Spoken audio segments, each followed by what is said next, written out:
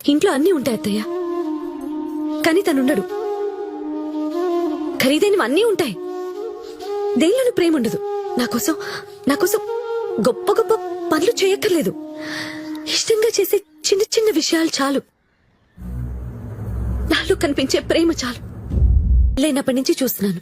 నీ నవ్వు బాగుందనో, నీ చీర బాగుందనో, లేకపోతే ఈ రోజు ఎందుకో నువ్వు బాగున్నావనో ఈ 3 ఏళ్లలో విన్న పాప అనిపోలేదు. నేను అమ్మాయిని, నేను మనిషినే.